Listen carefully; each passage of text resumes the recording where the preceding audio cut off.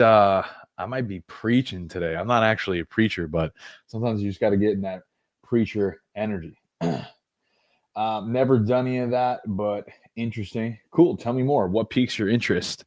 Okay, awesome. We are also live on Facebook, LinkedIn, and YouTube. What a beautiful gift that we have here today to stream from 5 platforms at once. Just when you guys thought you can get rid of me, I was like, nah, man, we're going to figure out a way to be everywhere at all times, which is really cool. Coach Nick, what's up, big dog? All right, cool. Let's drop in. I'm going to hit record. And the reason I'm going to do a podcast here today on this is because I've taken a step back the last month of doing these just to really engage with you guys a little bit more. But I find that I think my best work comes from when I'm just being authentic and having these conversations with you guys. And that's what we're going to do here today. So ready? We're going to start in 3, 2, and actually, wait, I think it does have a countdown. They changed my recording software. So, okay, here it is. And boom, we're live. What is going on, fam? Welcome back to another episode of the Shift Your Mind, Change Your Life podcast. It's your boy, Coach Sal. Today, we're talking about a couple different things when it comes to bodybuilding, specifically the conversation of you probably don't need as much food or as much drugs as you think. Man, if I had $1 for every time I heard this, if I took that compound, I would look just like you. If I had the budget to eat that amount of protein, I'd probably be Mr. Olympia too. And the reality is that's just not the case. But here's the good news. This is the good news is you don't actually need as much as you think you do. And yes, this is true. And I'm going to break it down in today's episode. So make sure you stick around to the end because the last couple points might surprise you. Okay. So when it comes to building a dream physique, right? Because everyone says that to me, I want to really get in the best shape of my life. Maybe I want to compete. I don't really know. I want to lose some body fat, build some muscle. I mean, listen, let's just be real. Everybody wants to lose a little bit of fat and build some muscle. Am I right or am I wrong? Deep down, come on. Everybody knows they want to be in a little bit of some better shape. Would you guys agree with me? Truth, myself included. We're never really satisfied as human beings. It's just the way that our minds work, and that's just the way that the world works, But for a little bit of context on this conversation before I get into the tangible tips, and I'm going to give you about probably 3 to 4 tips towards the end of this episode. But for me, when I was first getting into my journey, you just don't really know the right information, right? And we're just constantly going down these rabbit holes on YouTube, looking at all these other influencers and creators and trying to piece together the information that we think would make the most sense for our journey without realizing it's all context dependent. And that's arguably the biggest thing that I want to share with you guys here today. And if you're taking notes, I would write that down. Without true deep context, when you deliver the information to the guide, the coach, the mentor, the information can be skewed. And this is something that I've really worked on recently is doing your due diligence to make sure that when you're delivering, I should say, when you're asking a question, make sure to deliver as much context as you can in a concise manner. I want to pause there for a second and let that sit. Truthfully, I think that is one of the biggest things that will really help you on your journey because we always say, hey, we need to ask some better questions to get some better results, right? Cool. But how do you ask a better question? And this is where I've gotten to after years of my own personal development journey is we're so hungry for the answer and we're so quick to just try to dive into the thing. This is literally the conversation I was having with my mentor this morning. I'm like, I want to take fast, messy action. I really want to move the needle forward. Okay, cool. Right. But what you are doing could be the wrong things, which actually would make it more challenging without seeking help. So then it becomes the question of, okay, cool. All right, I need to seek the help. How do I do that? I need to ask better questions. Awesome. How do I do that? Maybe I need to deliver some more context so the person that I'm asking the question could truthfully deliver me some really concrete, accurate, direct feedback. Does that make sense? Man, this changed the game for me. Because we're so, at least for me, when I was first getting into business and entrepreneurship, I'd be so quick to raise my hand, be so quick to ask a question without taking the time to really sit there and think it through. And I was in Miami last weekend sitting down with my business coach, and we were having this conversation actually at the top floor of an apartment building. And we were in like the group complex room, and we were just sitting down at a table. It's about 10 of us, all fellow coaches in the mastermind. And we were just having this conversation and trying to work on our businesses. Right. And that was one of the questions that I asked is like, well, how do you make these decisions? And he told me instead of playing checkers, we're trying to play chess, which means we just need to think a little bit further ahead. So if you have a question, I want to challenge you to step back and try to play out a few different outcomes as you get deeper into that. So let me give you an example, right? Okay, I want to lose body fat. Well, how much body fat? By when? What do I need to do to change that? Well, I probably need to change my food. Well, how do I do that? Is it the types of foods that I'm having? Is it the amounts? Well, I don't really know how to do that. Do I need to track my food? Is that something I need to learn? So now, as you're getting into this example, the question that you should ask is maybe, well, how do I track my food? And is that something that I should be doing if I'm trying to lose 15 pounds of body fat over the next couple months? So that is something right there that you're probably listening to, which makes a lot of sense, right? Now, I didn't really plan on sharing that, but I wanted to unpack just a little bit of my recent thought process as to how I'm asking my questions. Because at the end of the day, we are only as good as the questions that we ask. And there's a lot of people throwing around the word of like, well, I ask better questions. Cool. Well, how do you do that? And I think it's a skill set that you can practice over time, but you have to develop it just like muscles in the gym. Now, back to the topic of you don't need as much food or drugs as you think, is because if you're bulking, and I get this all the time, well, just eat more. The classic videos on YouTube back in the day of Rich Piana, just eat, man, just eat. All the big guys that are taking these huge laundry lists of anabolics are just going to tell you, well, just eat more because it's that simple, right? Well, it's not. And the more educated you become, the more experienced you become, you realize that you cannot just throw around blanket cookie cutter statements, because back to what I was saying earlier, it's all context dependent. And without the context, is the information really accurate? Is it really digestible for where you're at in your journey? Something for us to think about. That is the truth, man. Because without the context, the information is skewed, truthfully. Okay. So when it comes to bulking or cutting or anabolics, let's break down the 3 tips. I know you guys have been patiently waiting for these. Okay. Now, the first tip that I want to give you when it comes to building more muscle, losing body fat, and doing this in a very efficient and sustainable manner, and this is what I do for clients, number 1, is creating a better program. I'm going to say that one more time. Probably want to write this down. I'm going to cover 3 to 4 points here for you guys here today to get faster results in your fitness journey and improve your physique, build more muscle, and lose more body fat without adding more hours to your calendar. I've worked with some of the best coaches, but some of these things get overlooked, specifically with the in-person trainers. And I'm not one to throw shade, but at the end of the day, the in-person training model is outdated. It just is. For one person to manage 30, 40 people and physically have to trade their time to watch what you're doing is just not a sustainable model for either party.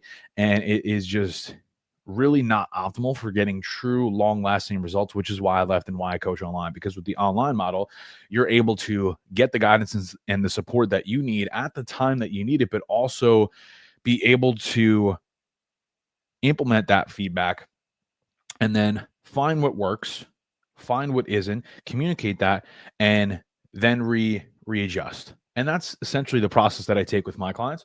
Is we have our check-ins on Monday. They'll submit their feedback. I'll go through it. Cool, we're doing this really well. Let's go ahead and change this. Give them some time to do that. And then they come back a week or 2 later and we communicate. Like, I don't need to be there breathing over your shoulder like fucking Darth Vader telling you all the things that you need to do. I trust that you're going to do that. And that's a different conversation for another day, just with expectation settings and a whole other thing.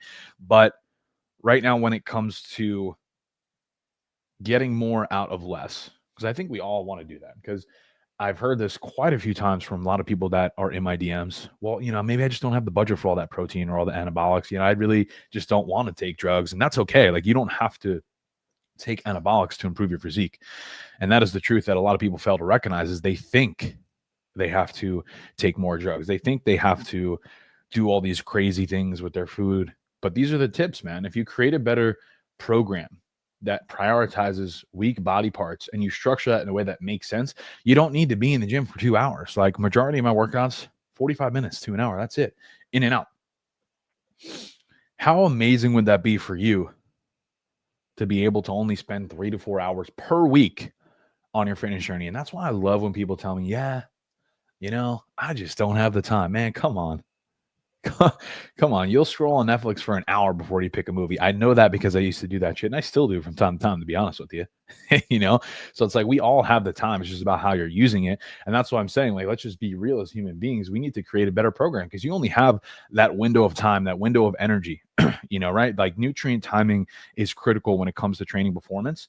So if that's the case, we want to make sure that we're shuttling the right amount of food at the right time to fuel the performance. And if we only have that window, it's got to be calculated. If you're somebody who's working 30, 40 hours a week and you don't have a structured program, you're leaving a massive amount of gains on the table. Because if you're just going in there and winging it and just picking shit up, you're essentially wasting your time, almost guaranteed. I know that because I used to do that. I had spent years and years looking the same because I was just kind of going through it.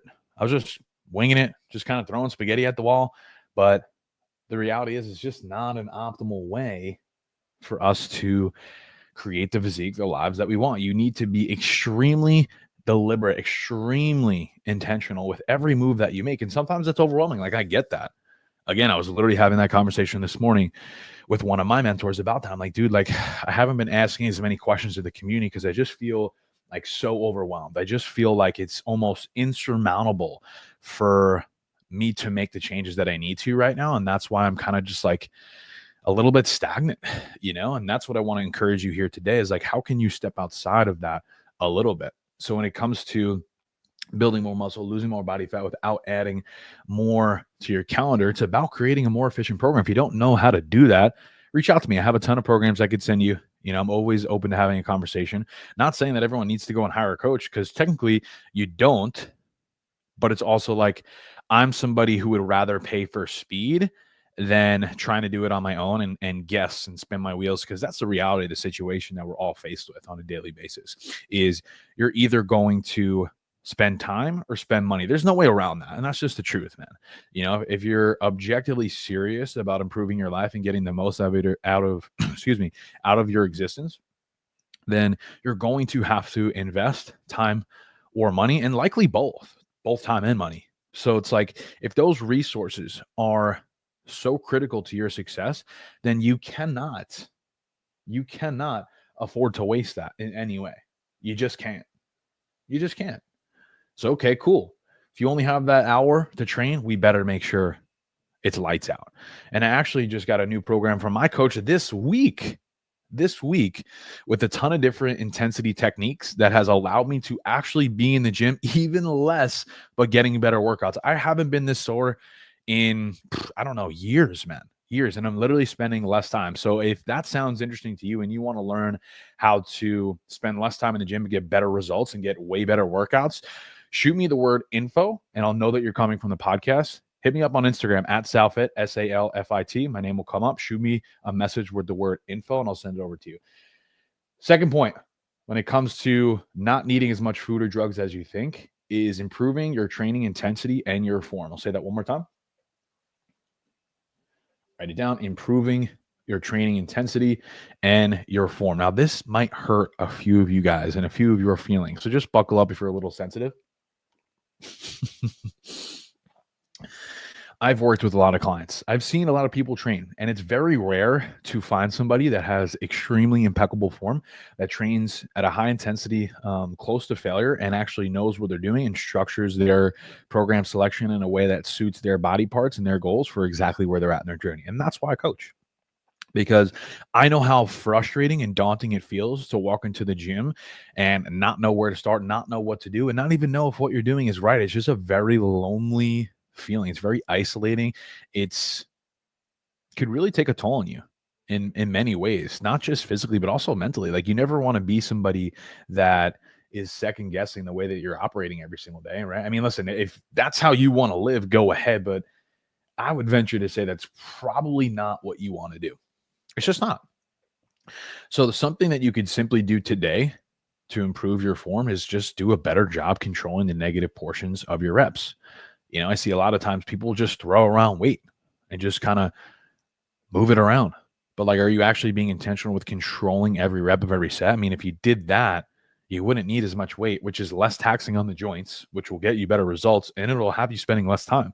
Because I love when people say this, excuse me, I love when people are like, well, I'm in the gym 6 days a week, bro. I'm fucking training 2 hours a day. I'm like, cool. I train half as much as you and I'm twice the size of you. So, like, explain that to me.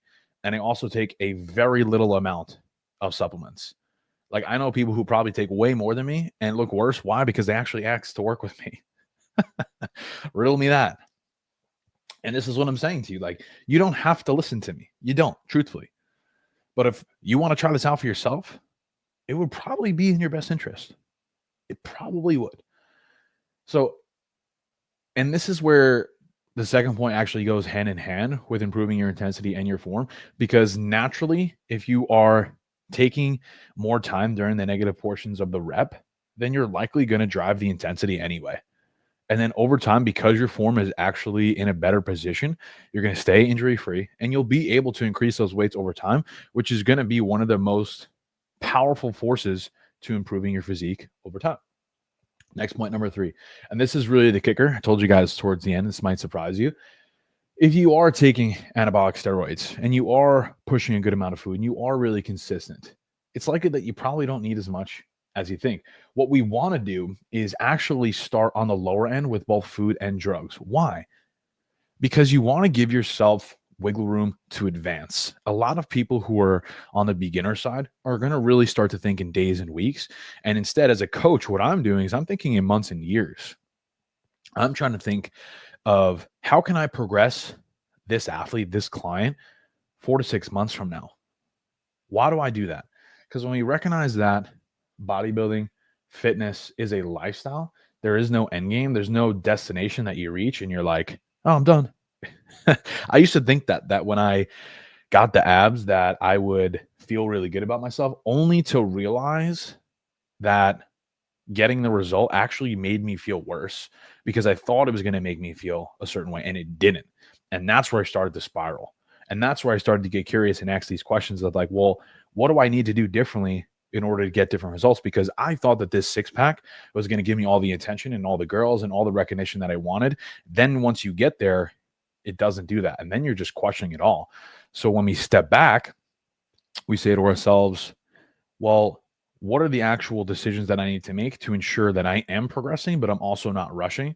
That's called patience. That's called optimization. That's called knowing what you're doing. That's understanding how to actually push the right buttons at the right time. I have a fitness coach myself for that reason. I'm not going to sit up here on my soapbox and tell you that I have all the answers because I don't. But what I am willing to do is invest in myself and learn from others who have what I want to get what I want. It's the simple concept. And I've said this before, if you've been on the podcast for a little bit, you don't know what you don't know. You just don't. You actually can't even conceptualize what the next quote unquote issue that you need to solve is because you're not even aware of that. And that may rock you right now and punch you in the gut. Good. Let's talk about it. There's so much work we need to do as humans. It could literally bury you. And I think that's where I was the last few days. Just like really in my head, questioning and doubting myself because I was feeling that way. Like, oh my God, I have all these things I need to do. It's almost like when I first started, I had no idea what I was getting myself into. So like it was the mindset of ignorance is bliss. Like, I don't really know. I'm just like happy go lucky, just trying to figure it out. But it's like the more that you learn, the more you see how little you know. Now that could really humble you and that could really knock you down. But you have 2 choices. One, you let it keep you down and you just stay a victim and you blame everybody else and you point the finger why you don't have what you want. Or 2, you rise up and you put yourself in the arena and you consistently remain uncomfortable and you say, you know what? I know this is hard. I know this sucks. I know this isn't a lot of fun, but I will be fucking damned if I let this keep me down. And then from that energy, you just keep moving. And every day you're just trying to move the needle just a little bit more. And all of a sudden you look up in a few weeks, a few months, you're in a much, much, much better position. Now to get into a little bit more, because that was a bit of a tangent here. What I do for clients is I like to plan phases well in advance, not only with food, but also with PEDs, also with training. Like when I meet with clients on their renewal calls, we usually sit down and plan for at least the next year. Now, I would say ideally not longer than that. Even a year is a little bit long. Why? Because things change, timelines move, but it's always good to have a intentional tentative block and a vision of where you're going. I've noticed this as a coach. It just makes clients feel safe. But I think for you as well, if you're listening to this, like make sure that you're doing your due diligence to plan what you're doing in advance. Because if you don't, you'll likely just continue to change things over and over again. And you will likely make decisions based on your emotions rather than accurate, concrete data that really makes sense for where you're trying to go and why. And that's just the truth, right? You'll start to see a little bit more body fat than you like during your bulk, and you'll freak out and cut early. And then you constantly will go back and forth adjusting your calories and always looking the same because you don't spend enough time in either window. You don't spend enough time in a cutting phase or a bulking phase to see the true changes that you want. And that's why you're stuck. You keep bunny hopping from program to program and macro to macro and all these different training modalities, but you don't stick with something long enough to really see the fruits of your labor. And that's the problem with most people. We are victims to this shiny object syndrome because we just can't stay focused on one thing for long enough. It's not that you have an information problem, you have an application problem. You actually need to do less and be okay with that. So the question inside of that is, how do you stay more comfortable and more consistent with that specifically? Come on now. I told you I was going to preach today a little bit. With food. Now you're probably like, well, how do I set up my macros? And again, I wasn't really planning this. This is the surprise towards the end. Macros, I usually like to do a gram protein per pound of body weight daily, usually carbs above 50% of that. And I like to keep fats on the lower end. Now, again, it's going to be dependent on the individual. So you can't just take those and say, oh, this is going to work for me because Sal said it on his podcast. It's like, it might, but I also don't know where you're at. So again, if you're interested in having a conversation, shoot me a DM. Now, as far as carbohydrates, when, where, how much, I usually like to consume a good, or I should say, majority of my carbohydrates pre and post workout. So the reason for that is I like to make sure that I'm getting enough glycogen to aid in my training performance before the workout and then also to recover after, right? So let's say you're having 200 grams a day, then I would probably do at least 50 grams in the morning and then 50 grams post workout, ideally. So that way you still have a little bit of food throughout the day, but that's something that I would do personally because I find it really works well to help boost the training performance and also aid in the recovery process. So that's a little bit of macros. And then again, when I said about planning phases in advance, the reason you don't want to just start food and drugs really high, because it's like, well, how do you progress it over time? You know, back to what I was saying earlier about looking at this journey for weeks and months, as opposed to, weeks and days as opposed to months and years. That's the difference between somebody who's beginner and somebody who's a little bit more advanced. Because if you want to rush to get to the end result, you will burn yourself out. You'll start to feel resentful and you just won't enjoy what you're doing because you're always going to feel like you're not doing enough. So the way that we combat that is by getting crystal clear and having clarity on the plan and knowing that the plan is the right plan for you. That gives you confidence. That gives you peace and purpose to keep checking the box every day because you're not trying to just get the result for the sake of it. You're finding ways to actually fall in love with the process. And when you could do that, you find peace in your day-to-day, you find confidence in what you're doing, and it allows you to be more present. And if you could be more present, that's, in my eyes, what I think we should all really try to focus more on. Because if we're always looking at the end result, we're never going to feel like we're enough right now in this moment. And that's, for me, when I get to my lowest places mentally, that's how I feel. What I want for myself feels so far gone and I feel like I can't get there. So then I start to spiral and feel like, well, why would I ever try? And you may resonate with that. And it's like, cool. So back to what I was saying earlier, right? Asking better questions, getting more clarity, finding the game plan, planning in advance. Because if you have the right game plan and you feel confident on that, you could check that box and not worry. That's a little bit of faith. And maybe that's a different conversation for another day. And as far as how long you should stay in a cutting or bulking phase, I would say 20, 24 weeks, give or take, depending on the person, usually is a good threshold, but that depends on visually how you're looking, the feedback, and knowing what changes to make and when. And that's why having a coach is really critical. So just to recap, you don't need as much food or drugs as you think. Create a better program, improve your intensity and form. If you are pushing drugs in food, make sure it's calculated. If you don't know how to do that, shoot me a message. But we broke down some good things on how you could structure your macros, how you could approach your certain phases for how long, and hope this serves you well. So appreciate you guys tuning in. And if you enjoyed the episode, shoot me a message and let me know what you took away from this. I'll see you guys in the next one. Much love, peace, love, protein. Let's get it. Ooh, that was some nuggies, bro. All right, I'll leave it open for some Q&A. Do we have anybody here live? Anybody on TikTok? Were you guys here for good amount of that? If you were, let me know. Chat. Facebook was a little quiet today. I guess I was trying out some different times because I've tried these early in the morning. I've tried them late at night. And I was like, you know what? Today's a rest day for me. I'm in the office. Let's see what we got here. And that's it, man. What'd you guys take? Who was here for the whole thing? Was anybody here for the entire thing? What were your takeaways from that episode?